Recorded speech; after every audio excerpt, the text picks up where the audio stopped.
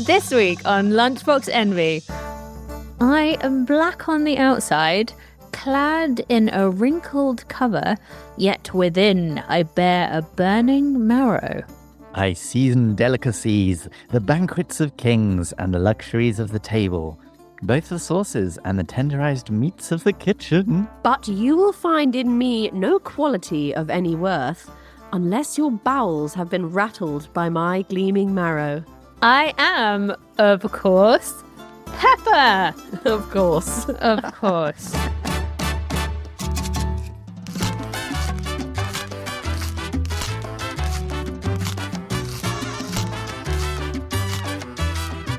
Hello and welcome to Lunchbox Envy. I'm Manu and I'm here with my fellow QI elf, Jack. Hi, Jack. Hello, Manu, and also hello to chef and food writer Rosie McKean. Hello. So that unorthodox introduction was in fact a 7th century riddle from an English bishop, the answer to which was obviously pepper. Yeah, my bowels feel very rattled by your gleaming marrow. Oh, God. First things first, when we are talking about pepper, there are a few things we could be talking about. So today, clear this up. Yeah, we are talking about black pepper, table pepper, peppercorns. As opposed to chili peppers, Exactly. or Sichuan peppers. Exactly. I learned doing the research for this that the reason why we're not talking about Sichuan pepper is because it ain't a pepper, it's a citrus, Exactly. which is crazy when you think about it. There are lots of different kinds of peppers, but there are many that aren't true peppers. And we're going to talk about true Piper peppers today. So they grow on a vine. The peppercorns we think about are the berries on the vine. they're berries. Yeah, the little Oh, berries. makes sense. The historians think that they first originated in Kerala, India. Now Vietnam is the country that grows the most, but it's used all over the world. It's a really, really popular spice, and there are quite a few different colors. I don't know if you've noticed. Yes. Not just I've black. wondered this. I know. So there's also green, white, and red. All the same plant, Okay. all the same berry. They're just prepared in different ways. Ah. So the black pepper that we see on the table is picked when it's unripe, when it's green actually. It's cooked and then it's dried in the sun. Green pepper is the same as black pepper. It's just uncooked. Red peppercorns are fully ripe. And white peppercorns have been cooked and dried and then skinned. Okay, so it's just like the pip inside of a pepper. Crazy the difference that makes in the flavour, Yeah, right? I know, Like, I they know. taste so different to me. But also, when you cook and you dry the black peppercorn, the Maillard reaction, that's what's giving it that like roasty, toasty, aromatic yes. flavour. Of course, of I course. know. Good friend of Maillard reaction. Yeah. Does someone want to explain the Maillard reaction I quickly? will take a punt. The Maillard reaction is basically when you apply heat to something, the proteins change shape, they create sugars, and these sugars caramelize, and that is what creates a very delicious roasty, toasty flavor. A very good example is when you pan fry a steak and you get a crust on the outside. That flavor is pure Maillard, basically. So we mentioned false peppers as well. So we've got the pink pepper, which is actually a completely different plant. It's more closely related to the cashew. Yes, and I read that you can get an allergic reaction if you're allergic to tree nuts. Because Really? you might think it's just pepper, which you're fine with, but actually pink pepper's much closer related to the cashew. It cause anaphylactic Oh my God. conditions. Do people know this? Like, they should know this. Oh, they should, yeah. Now they will. Send this podcast to all of your friends.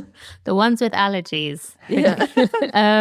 There's also the Szechuan pepper, which is, as you said, Rosie, a citrus, not a pepper at all.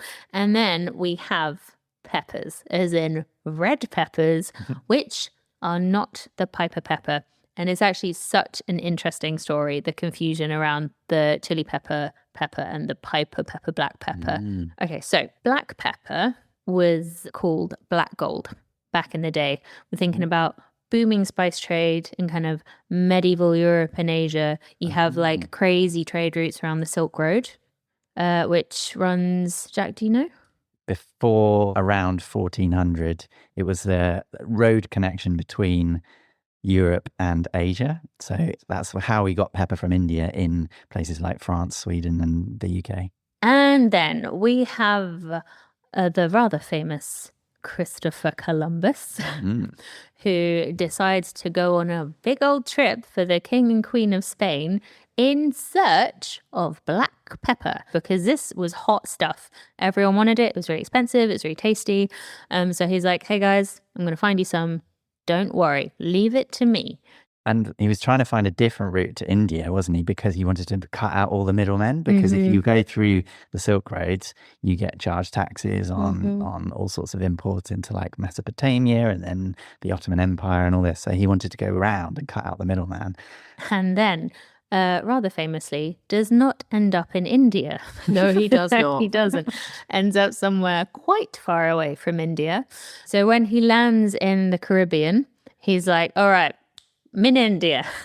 Let's find this pepper.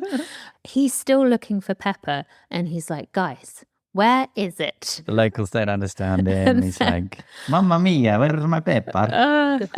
Anyway, but they're like, okay, we don't have that, but we do have this thing, which is kind of spicy. It's got a kick to it. And he's like, oh my God, we'll just call this thing a pepper as well. So that's the chili pepper. So that is the reason why chili peppers and black pepper share that name. It's just that big mix up right at the beginning. Interesting. Because I think, if you were to taste black pepper and chili pepper side by side, you do notice a difference, right? Like there is a very different flavor profile. There's a different way that the heat hits your palate, hits the back of your throat. There's so many very obvious differences. The thing that makes chili pepper spicy is capsaicin. And the thing that makes black pepper pungent and spicy is piperine. The piperine activates the same receptors as the capsaicin does for heat. So it's basically tricking your mouth into going, oh my God, I'm on fire. But that interestingly, Sichuan pepper, the false pepper, works differently. Okay. Okay. How does it work? So that activates receptors that are more to do with movement. So it kind of tricks your mouth into thinking it's like micro vibrating. That's why it feels kind of quivery. Yeah, that's why you get that little buzz, that numbing flavor, God. which is really cool. That's crazy. I know. So shall we get started? Let's.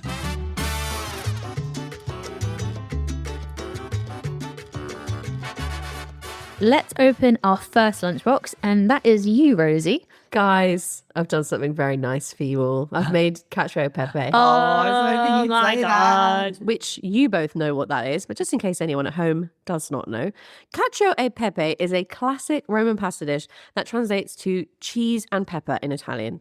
Cacio is a type of sheep's cheese, pecorino. Pepe is obviously pepper. And you would make it normally with tonarelli, spaghetti, bucatini, or in my case, I've made it with rigatoni. And it is one of the 4 classic Roman pasta dishes alongside everyone's favourite carbonara, amatriciana, and griscia. And the idea is that you make a very silky emulsified sauce with the pasta water, the toasted peppercorns, and this sheep's cheese. Passing it round now, one for you. I am so excited. So I made this because it is just a prolific pepper dish that we know and love and is become extremely popular in the last 10 to 12 years. I actually found a really interesting reason why that might be. So I don't know if you remember, but there was an earthquake, 2 earthquakes in Italy in 2012 in Emilia-Romagna, which is sort of central Italy. They were pretty serious. They resulted in 27 deaths and a significant amount of property damage. Particularly, this affected a lot of cheese producers. Parmesan and Grana Padano are both produced in this area. Oh, wow. Now, I know what you're thinking. Neither of those cheeses are supposed to be in cacio e pepe. You're right. They're not. So there's a famous chef in Emilia-Romagna called Massimo Bottura. Have you heard of him? Mm-hmm. He runs a 3 Michelin star restaurant called Osteria Francescana. Oh. He was like, shit, we need to start fundraising for these poor cheese producers. We can't let anyone lose their jobs. We can't let anyone lose their livelihoods. We've got to do something. So he creates an event which is a cook-off. And the recipe he decides to do is cacio e pepe risotto.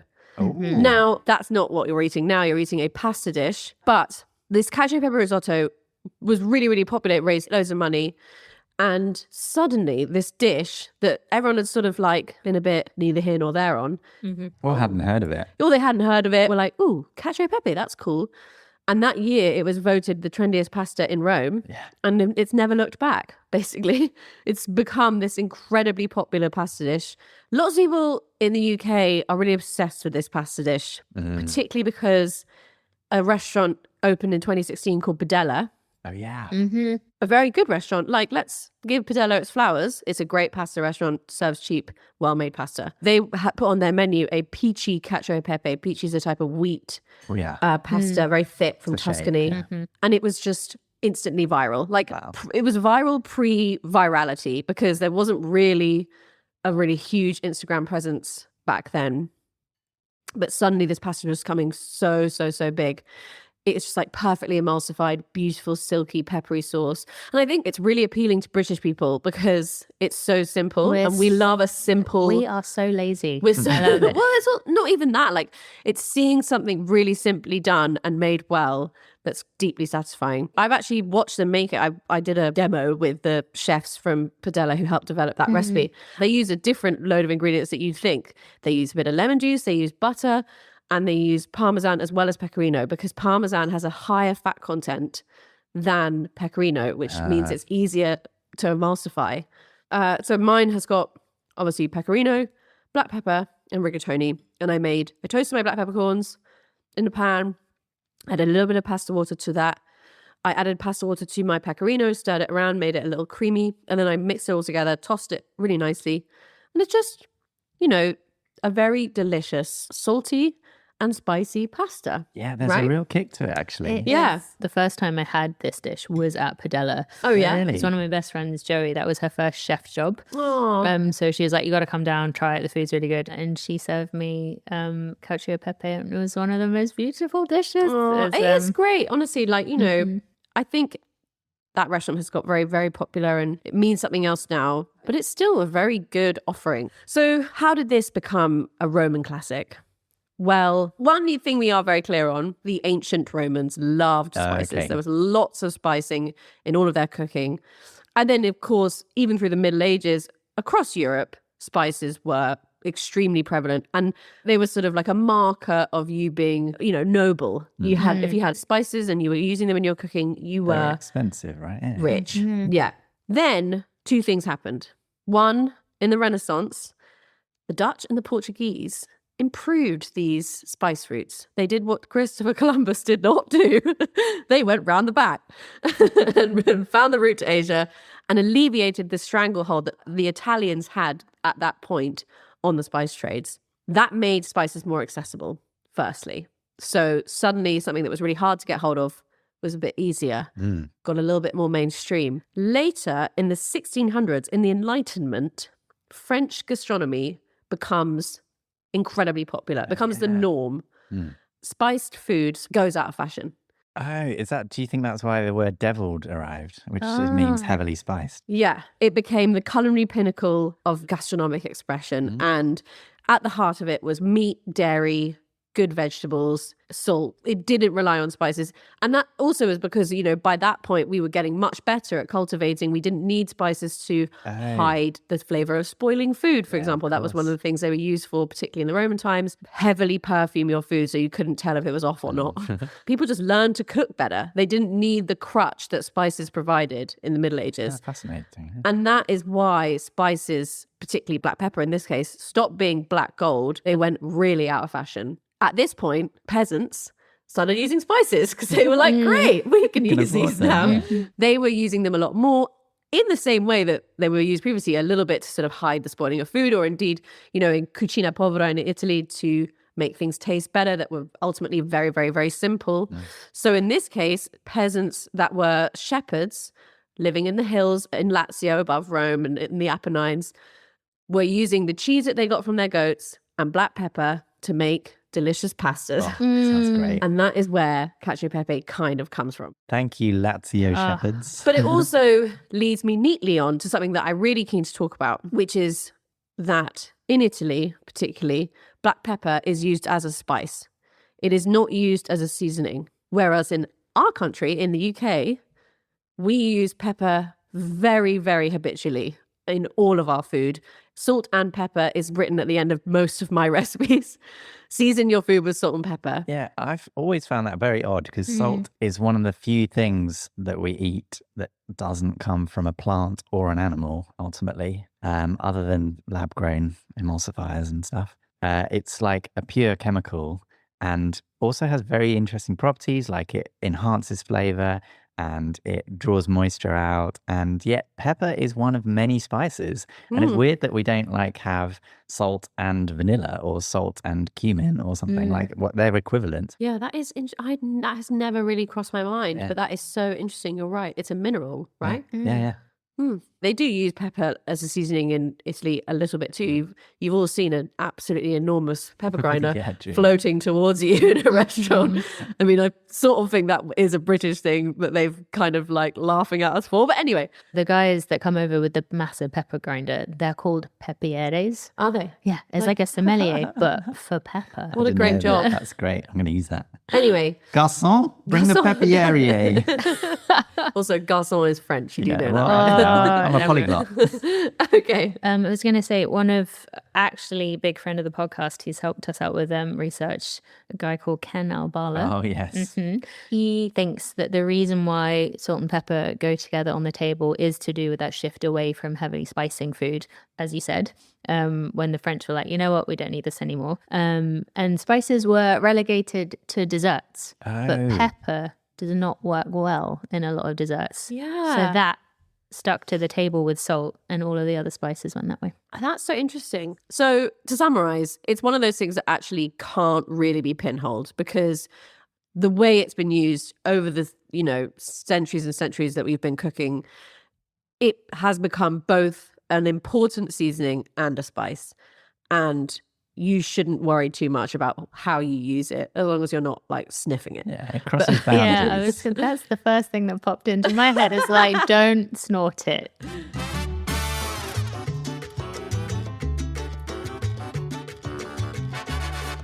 It is time for our second lunchbox, and that is Jack's. What have you got for us today, Jack? I brought something very exciting. I brought a pepper-infused martini. Oh my God, that's my favorite It's cocktail. actually kind of golden coloured, and that's because of all the piperine in it. Wow. That is I can't believe how beautiful. dark that is, Yeah. actually. It looks like it's a Sazerac or something. So I infused the gin with a few peppercorns and left that overnight, and made a martini out of it. I can't wait. Can, Oh we, my can, we, God. drink, can we drink it? It might have a bit of a kick. Okay. I'll give it a sniff first. Ooh, delicious. You know, I was thinking when you said gin that actually pepper and juniper, which is a prevalent spice in gin, are a really good match. Yeah. So maybe this is going to be very good and we're all going to make millions from it. Oh, it's really good. Oh. Yeah. Oh, I love it. Oh, I've actually stirred it rather than shaken it because QI is borrowing my cocktail shaker. Well, it's paid off because that is delicious. It's quite Christmassy. yeah, it is. There is a sort of delicate spicing that isn't too, it's not peppery in the sense that it doesn't hit the back of your throat, but it has a really nice aroma and kind of roasty depth. Yeah, I'm getting, when you stick a load of cloves in a clementine. Oh. I don't know why I'm thinking of that. It's so beautiful. I think the fact that it's gold also affects the way you perceive the taste. Yeah. Interesting that you served it with a twist of lemon rather than dirty with olives, which is my preferred way to have a martini. I do like briny things, but also if you think about it, we could have made for a dirty martini use the olive brine, Yeah. salty, and then the pepper from the gin, peppery, salt and pepper martini. Oh, next time. Anyway, so this is kind of a launch pad into the idea of using pepper for different things. So obviously we're used to grinding it on our food, and this is an example of how you can make drinks from it. But it's been used for multiple things over history, including to mummify ancient Egyptians. In fact, Ramesses II was discovered with a peppercorn up each nostril. Oh, God. Yeah. Wow. I don't know what that's reference to. Still don't snort it. Yeah. Yeah. But chiefly, the most interesting thing, I think, is that it was used as a currency, not least because it's quantifiable. Like, they're all the same size, they're very easy to count, and they last a long time. So it's kind of like having coins in your pocket is having a few peppercorns. Mm. In fact, when the Visigoths besieged Rome in 408 Common Era, they demanded £3,000 of black pepper as a ransom. That's crazy. So you can have your city back when we get our pepper. What? Where did they use pepper as physical currency? Throughout the Middle Ages in Europe and the Middle East. And in fact, in 1328, London's Guild of Pepperers, we had a guild for them, they were registered as grossarii, i.e. those who sell in bulk or in gross, and this word later became grocers. So that's where we get groceries from, because grocers so originally sold interesting. pepper. Yeah. Nice. So whilst we're talking about how expensive and amazingly valuable pepper used to be, there's a food historian and writer called Anna Sulan-Marsing, who is incredible. She actually grew up on a pepper farm, and she's written loads and loads about pepper. And she argues that, like, particularly the thirst or the hunger for pepper is what drove colonial expansion. Oh, of course. So Yeah. Christopher Columbus and trying to cut out the middlemen with the Silk Road, right? Yeah. Exactly. And yet now we're just shoving it in our tomato sandwiches. Like, when I was doing my research, I stumbled upon a Reddit thread, as I'm wont to do. And on that Reddit thread, people were talking about all the different words or phrases in their various different languages and dialects that mean pepper as gold or currency. Oh, right. Like, that's a pepper price, meaning that's a high price. Yeah. In German, there is Pfefferteuer, which means pepper expensive. That's pepper expensive. Das ist mir Pfefferteuer. Yeah, it sounds like something out of Tilt's TV. Or That is a very niche reference, except for our generation. Oh, I love it. in Malay, I'm not going to do a very good example of this. In Malay/Indonesian, mahal seperti lada means expensive like pepper. Okay, so it's worldwide practically, yeah. Yeah. Dutch, French, Portuguese. And in English too, peppercorn rent. It's actually come to mean something symbolically cheap and negligible. But back in the day, you used to actually pay your rent in peppercorns. And to this day, the University of Bath, there's a cricket club in Sevenoaks, and actually the Masonic Lodge in Bermuda, they all provide one peppercorn to their landlords every single year. And the one in Bermuda actually present it on a satin cushion every year. Actually, they do it on April the 23rd, which is your birthday. That is my birthday. When's my birthday, Jack? February 17th? 19. Oh, Wait, can I do a wild line? February 19th?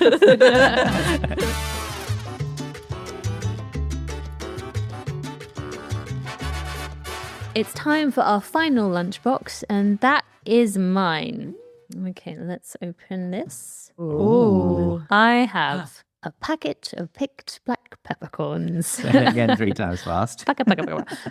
So these are fermented peppercorns. So they've been picked when they're unripe and fresh, and then fermented instead of dried and cooked. Oh my God. These are potentially one of my favorite ways to eat pepper. Oh, yeah. You can pop them raw. Ooh. Whoa. You want to try? Yeah, always. Okay. I always like raw dogging it. Oh, God. Oh, What do it's you, so what do you good. think? Oh, wow. That's like It's Parmesan amazing. cheese. It's like distilled pepper flavor without the heat, weirdly. Like, it's not too spicy. so good. Yeah, you could chow these. Anymore? You get like a really clean, like, palate Can't breathe. flavor got it. profile of pepper. They are very munchable, aren't they? Oh, I'm getting a little bit of heat now. Yeah. Oh, yeah. Like I've overdone Oh, it. it's take so it back. good. What is extra special about them is that they are from Kampot. They are Kampot peppers. Kampot being Cambodia. Exactly. Ah. The first time I had these, I was in France. I was au pairing for a foodie family whom I love dearly. And they were like, this is the best kind of black pepper. Wow. And I didn't really understand it at the time. But when we were researching for this, I found that it was at one point the most expensive type of pepper you could get because the climate in Kampot is like perfect for growing really, really delicious pepper because of a specific altitude and this like rich soil. In Cambodia, there's a really big history of growing pepper because the land is great for it. Kampot pepper was particularly popular during the French protectorate. The French went crazy for Kampot pepper. It was traded all over Europe. But then in the 1970s, during the genocide under Pol Pot, he nearly wiped out all of these incredible pepper vines because he got loads of people to fight for the Khmer Rouge and also got people to grow rice instead. So the plant was nearly lost. And then towards the end of the 20th century, a group of French farmers and also like local Cambodian farmers made a massive push to bring the Kampot pepper back. And it did so well in 2010, Kampot pepper earned a protected geographical indication. So PGI. Amazing. Exactly, which is like champagne. So champagne can only be from that region, Champagne. And a specific way of making it, right? Yes, particularly tied to what the land gives that food. Anyway, so I was looking more into this pepper. I found a company that's actually based in Hackney called Cadeau Kampot. Sorry, it's now the spices game. I know, right? It is actually quite spicy. But deliciously spicy. Anyway, so I got in touch with them, and it's run by a British man called Michael Winters, and he was so excited to help the podcast out that he sent a load of samples. Oh, sweet. We actually did like this incredible backstreet trade where he just gave me an envelope full of peppercorns and I was there in the middle of the road going like, what is happening? Yeah, there's some cash. So these particular peppercorns that we've just eaten, they won the 2022 Great Taste Championship. No way. So they were... So they didn't just get a sticker. They won it. So they were the tastiest Great Taste thing of that year. Wow. Since then, I've had a few of these peppers and they've like gone all around. All of my chefy friends love them. I've actually taken them to festivals and they do... In a little baggie. No, I kid you not. We'll be like standing in a queue for something and people are like, oh my God, what is that? And I'll be like, would you like to try it? And you have a little pepper experience. Oh, sweet. So yeah, they're one of my favorite things to eat now. And that's why I brought it today. I love it. Little Kampot pepper. Do you have it in salads? How do you eat it? Do you eat it whole like that or do you grind it at all? The fresh ones I don't grind. We kind of have them as like snacking peppers at the start of a meal and stuff because it is such a nice, fresh, zingy flavor. And quite overpowering, I imagine. Because they're so flavorful. Yeah. Really but also they're not that dry, so they might not grind very well. Like you're supposed to keep them in the fridge as well. Right. So yeah, that's the Kampot pepper. So thank you, Michael. Thank you, Michael.